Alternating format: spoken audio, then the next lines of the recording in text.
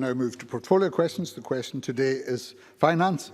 In order to get in as many people as I can, I would prefer short and succinct questions and answers to match. The first question, question number 1 today, is from Miles Briggs. Thank you, Deputy Presiding Officer. To ask the Scottish Government whether the Finance Secretary will include funding for a replacement Princess Alexandra Eye Pavilion in the budget for 2021-22.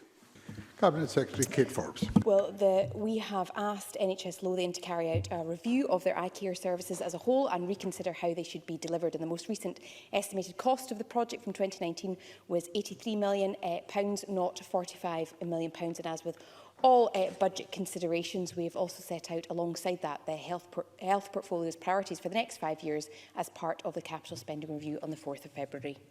Miles Briggs. Can the Cabinet Secretary explain why SNP ministers have had to tell NHS Lothian that the Government is now not in a position to fund a new hospital, now or actually in the foreseeable future? What has gone wrong in the Scottish Government and our NHS finances that this project, which had been scoped, agreed between the NHS and Scottish Government and a contract awarded to Graham Construction to build the new hospital, has now been scrapped? Can I ask the Cabinet Secretary at this very late stage, will she look into this and restore funding for our eye hospital? Cabinet Secretary. Well, I'm intrigued by Miles Briggs' very recent interest in the Scottish Government's budget, considering he voted against the budget at stage 1. And the Conservatives, as far as I'm concerned, at no point have asked me to include funding for the Princess Alexandra Eye Pavilion as part of the budget negotiations. Now, in terms of the Eye Pavilion, we recognise that the Eye Pavilion requires investment. It's important that we make the most out of our assets, and that's why the Scottish Government is committed to doubling our annual maintenance spend over the next 5 years, alongside our capital spending review, which will see funding in health assets, including the Baird Family Hospital and Anchor Centre in Aberdeen, the Elective Centre programme and the construction of a new health and care centre in Parkhead, Glasgow. We will continue our discussions with NHS Lothian to ensure that health care can be provided in the right places. Supplementary. Thank you, Deputy Presiding Officer. The Cabinet Secretary will be aware I wrote to her asking specifically for this to be included in the budget. So what she said to Parliament is not accurate, so I'd appreciate an apology for that. That's a point of information rather than a point of order, but if the Cabinet Secretary wishes to respond to it, she may. I was quite clear that as the party spokesperson for negotiations on the budget, Murdo Fraser, this has not been raised in budget negotiations to date. Thank you very much. Supplementary question from Neil Findlay. Irrespective of whether it's been raised in budget negotiations or not, the project was well advanced. Lots of money had been spent on its planning, and that is further money that has been poured down the drain. The Cabinet Secretary knows the Government is quite adept at pouring money down the drain. So will she finally admit to the patients of Lothian that the reason this has been cancelled is a political decision by the Government? Cabinet Secretary Kate Forbes. I think the only politics have been heard in the last 5 minutes when it comes to this facility. As I said in my first answer, we have not given final approval to the construction of a new eye hospital in Edinburgh, and that's why funding hasn't been confirmed. We have asked NHS Lothian to carry out a review of their eye care services as a whole and reconsider how they should be delivered. That remains our position. We've asked NHS Lothian to carry out that review. That includes redesigning pathways to enable patients to access care closer to home, and we await those recommendations and proposals. We will work with the board to explore how they can more efficiently meet the demand for eye care in their area. Question number 2, Colin Beattie. To ask the Scottish Government how it has been working with COSLA to ensure that fast-growing local authorities, such as Midlothian, are effectively funded through COSLA's funding formula. Cabinet Secretary Kate Forbes. Well, the distribution formula is kept under constant review and it's agreed with COSLA every year. Although the formula takes into account a range of needs-based factors, it's primarily population-based. And if the population of Midlothian grows faster than other local authority areas, they will receive an increased share of the available funding, all other factors being equal. So we have also convened the Ministerial Population Task Force, which is committed to addressing Scotland's demographic challenges so that Scotland's population profile provides a platform for sustainable and inclusive economic growth and well-being. Colin Beattie. We all know the importance of properly funded local authorities, but this will undoubtedly be affected by the fact the UK government has cut Scotland's capital budget by more than 5% this year. What representations is the Cabinet Secretary making to the UK government to ensure that we get a budget which allows us to better fund our local authorities so that we can prevent potential council cuts in our local areas? Cabinet Secretary. Well, we have repeatedly called on the UK Government to at least maintain Scotland's capital grant next year, pointing to the importance of public sector capital investment to rebuild economies. As the cut was to our financial transactions budget, we have drawn down £200 million from the Scottish Reserve to offset that cut as far as possible. And working with other devolved governments, we have also secured agreement from the UK Government that any late consequentials can be spent next year to reduce pressure on our budget. Supplementary question, Murdo Fraser. Thank you, Deputy Presiding Officer. According to COSLA, the increase in the revenue grant for local councils from last year to this year is just 0.9% in terms of their core budgets.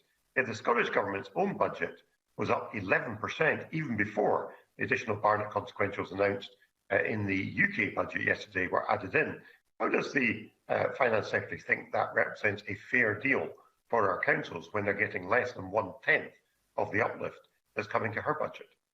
Cabinet Secretary. Well, I certainly don't think it represents fair arithmetic, because the figures that Murdo Fraser has quoted excludes most of the funding that we have given to local authorities. It certainly excludes COVID consequentials, which he has factored in to the 11% figure. So it's not comparing like with like. And if anything, you will see from the figures that COSLA will see a 3.1% increase in their core settlement over and above the £259 million that we've agreed for next year's budget, as well as the £275 million that I announced just last week of additional funding to cover lost income. Question number 3, Liz Smith. To ask the Scottish Government how much it has allocated to support the outdoor education sector in its budget for 2021-22.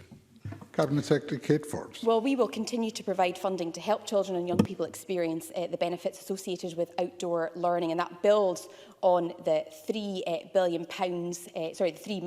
that we have provided to support outdoor learning in the current financial year. £3 million of that amount was provided in reaction to challenges emerging from the pandemic, and all budget decisions relating to specific education spend next year are yet to be finalised, but we remain committed to supporting outdoor learning experiences right across the curriculum. Liz Smith. The Cabinet Secretary for their response. The Cabinet Secretary knows that the very welcome additional £2 million provided by the Scottish Government before Christmas to support the outdoor education sector has already run out, such as the crisis still facing the sector as a result of the second and third waves of COVID. This Parliament is absolutely united in its determination to protect the sector, given its significant value to education and well-being. So can I ask what other funds will be available from the Scottish Government in this coming financial year? Kate Forbes. Well, in terms of our support for the Outdoor Centre programme, it was in recognition of the important role that they play. In terms of funding for lost income, as well as for businesses and enterprises across Scotland, we keep all of that funding under review. I try and make every penny go as far as I possibly can. There are limited resources, but recognising the fact that there will be an impact on that sector for a lot longer, we'll make sure that we factor that in to any new funding that we can provide. Thank you very much. That question is grouped with question 7, which is from David Torrance. Thank you, Presiding Officer. To ask the Scottish Government how much the Finance Secretary has allocated to support outdoor education centres during the COVID-19 pandemic. Cabinet Secretary. Specifically to support outdoor centres during the pandemic, we have provided £2 million to support residential outdoor education centres, and that funding was provided through the COVID-19 Residential Outdoor Education Centre Recovery Fund, and it's helping about 33 centres across Scotland to cover their operating costs during pandemic-related disruption. David Torrance. I thank the Cabinet Secretary for that answer. Does the Cabinet Secretary agree that outdoor education will play a vital role in supporting families as they recover from the mental health impact of this pandemic by providing opportunities to rebuild children's and adults' confidence and improve their physical well-being?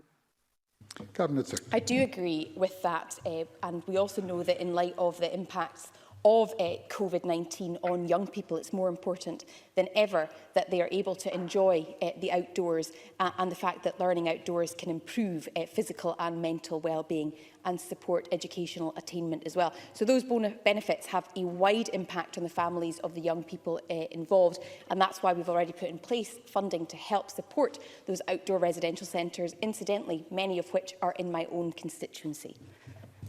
Question number 4, Neil Bibby.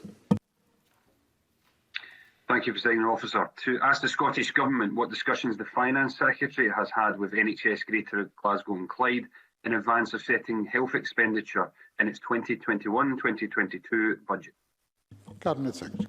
Well, the Scottish Government is in regular contact with representatives from all NHS boards, including NHS Greater Glasgow and Clyde, to address pressures from COVID-19 and to support recovery and the remobilisation of services. The budget for next year confirms additional core funding of £35.4 million for NHS Greater Glasgow and Clyde, which increases the board's overall funding to £2.4 billion. In addition, the Scottish budget includes over £1 billion specifically to support our frontline health and care services to address COVID-19 pressures. Neil Bibby.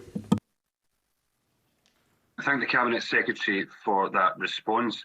The Scottish Government tell us that they are protecting the NHS budget, yet the repair backlog at the Royal Alexandra Hospital in Paisley now stands at an eye-watering £76 million, and it's been growing for years. The entire budget for investment in the Health Board's existing estate, it was only £37 million this year. That's less than half of what is needed to clear the repair backlog at the RAH alone.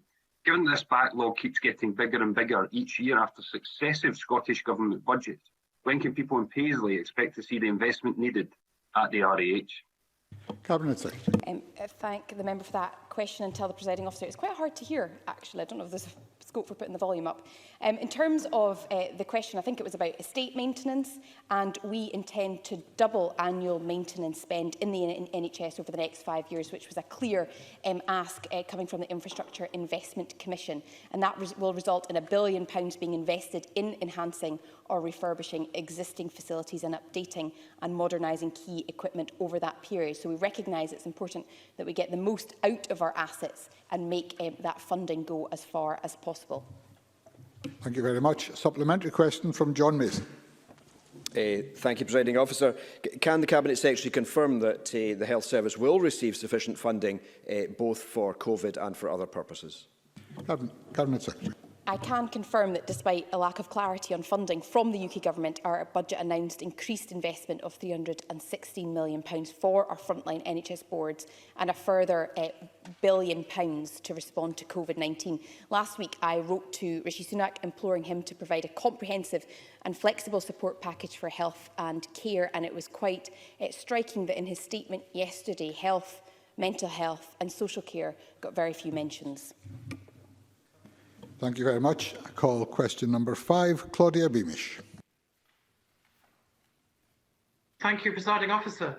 To ask the Scottish Government what measures in its 2021-22 budget aim to tackle the gender pay gap. Cabinet Secretary Kate Forbes. Well, there are many drivers of the gender pay gap, and therefore there needs to be many solutions in place. And our budget supports work across government to improve women's position in the labour market and reduce the gender pay gap. We're investing a further £59 million for the expansion of early learning and childcare, which is vital for many women workers, and we will continue to support fair work, including on workplace equalities, flexible worker and women returners. There's also a £70 million additional investment for the Young Person's Guarantee, £5 million to the Parental Employability Support Fund and £27 million to our Fair Start Scotland Employability Service, all of which contribute to tackling the gender pay gap. Claudia Beamish. For that answer. The Fair Work Convention, however, reported in 2019, pre-pandemic, that in Scotland, 83% of staff employed in social care were women. It also reported that the average hourly rate was £79. During the pandemic, this notoriously undervalued sector has been more publicly recognised. It's International Women's Day on Saturday, as we all know, and the hashtag #ChooseToChallenge highlights gender inequality, which is perpetuated by income insecurity and poverty pay. Scottish Labour has chosen to challenge this with proposing £12 per hour immediate increase in wages for the care sector with a phased increase to £15 an hour. Cabinet Secretary has highlighted some issues which they are taking forward through the budget, but will the Scottish Government support ask and support decent salaries in the care sector and help women even more than the Cabinet Secretary has highlighted to tackle this real inequity? Thank you.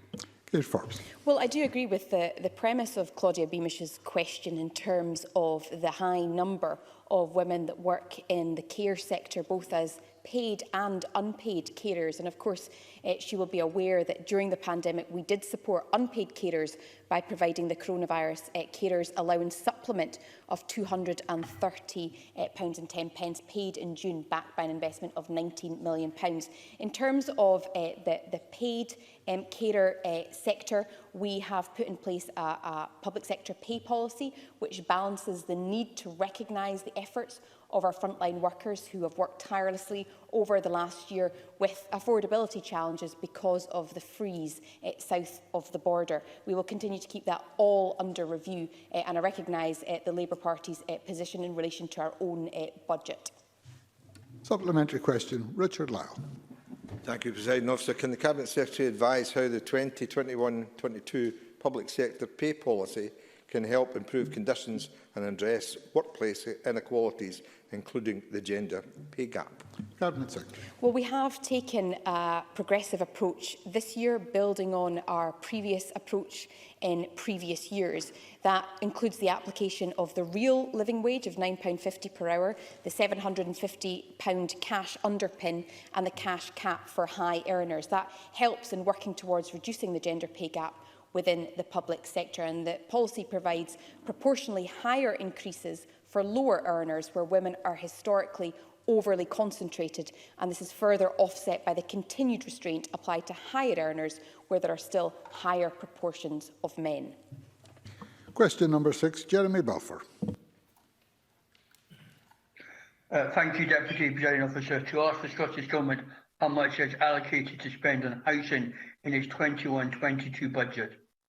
Cabinet Secretary. We have allocated just over £1 billion to housing in the 2021-22 budget. That includes £163.5 million in resource, £808.3 million in capital and £116.5 million in financial transactions. I think we would all agree that the pandemic has highlighted the importance of homes and the spaces around them to support people, and Scotland has led the way in the delivery of affordable housing across the UK with almost 97,000 affordable homes delivered since 2007. We're committed to supporting the delivery of more affordable homes with £832 million allocated for that purpose in 2021.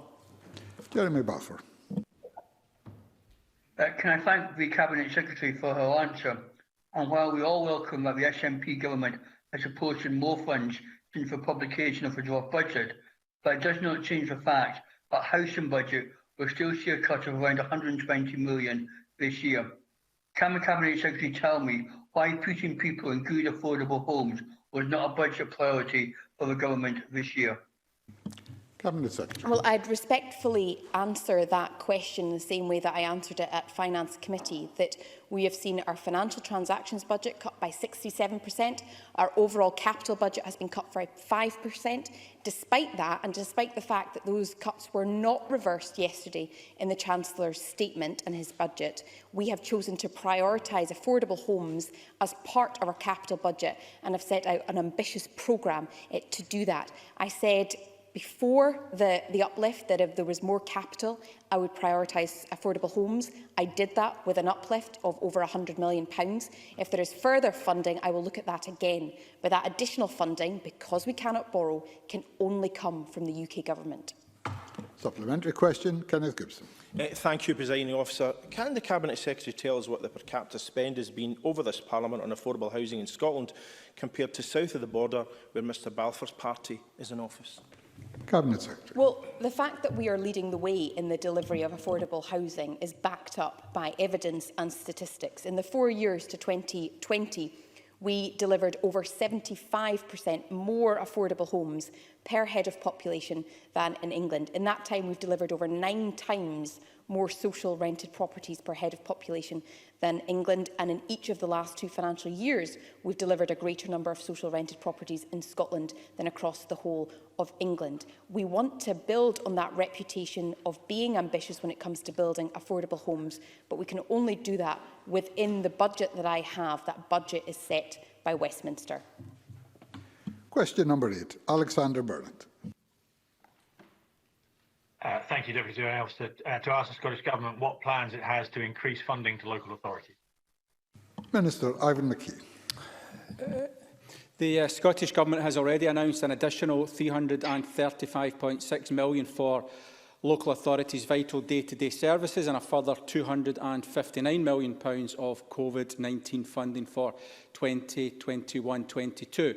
The Cabinet Secretary for Finance is currently considering the impact of yesterday's delayed UK budget, and if any changes are needed to be made to the Scottish budget, these will be confirmed to the Scottish Parliament during the final stages of the budget bill process next week. Alexander Burnett. Can I thank the Minister for that answer? Now, in light of the additional money that the UK Treasury has provided in yesterday's budget, will the Finance Secretary support our proposals for a new fiscal framework for council funding? And in the meantime, will he sign my petition to increase funding to Aberdeenshire Council so they can cover all bridge infrastructure repairs in Aberdeenshire?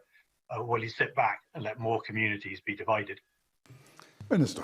First point was that there was no new money announced yesterday in the UK budget for local authorities. Secondly, in regards to Aberdeenshire Council, they've received a total funding package of £503.3 million to support local services, which equivalent to an increase of 4.1% compared to 2021. And in terms of the proposals for the fiscal framework, the member will be aware, if you listened to the debate we had on this previously, that to do something like that, a fixed percentage, has several implications that I'm sure he would not welcome and obviously hasn't thought through, including the implication for health spending, which would, as a consequence, not be able to be increased the way that we certainly are delivering on. And I know that even his own party had called for in their previous manifesto. And of course would have an impact on year to year, because there have been years where the increased percentage for local government means that we would not have been able to do that had that fiscal framework been in place. The work we are taking forward collaboratively with local authorities is the right way to progress that,